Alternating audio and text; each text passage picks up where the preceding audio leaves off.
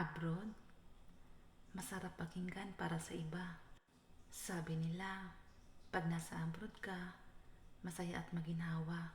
Pero ang totoo niyan, kaakibat nito ang lungkot at pangungulila. May pagkakataong gusto mo nang sumuko, pero nangingibabaw pa rin ang tanong na, bakit ka nga ba nandito? Oo, may mga swerteng nakakaangat sa buhay. Pero aminin natin na hindi lahat pinapalat na magkaroon ng magandang buhay. Basta tandaan mo, lahat nagsisimula sa pinakamababa bago ka makarating sa taas.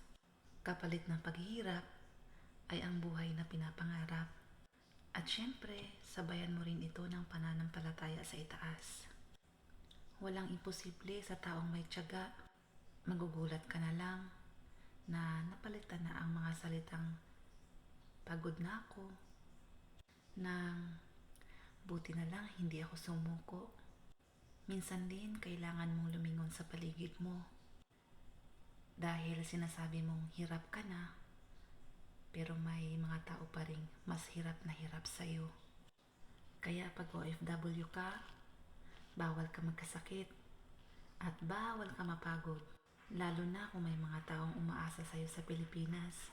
Kasi sa abroad, pag nagkasakit ka, wala kang ibang maaasahan kundi sarili mo lang. Dahil pag OFW ka, iniisip namin ang sahod kaysa sa pagod.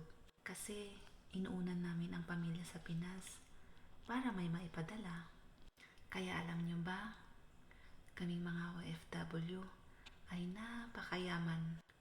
Mayaman kami sa pagod, sa puyat, stress at pangungulila, at lalong-lalo na sa sakit ng katawan.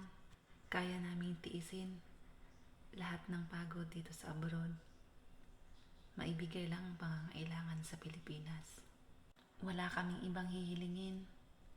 Basta, pahalagahan nyo lang yung bawat sentimo na pinapadala namin.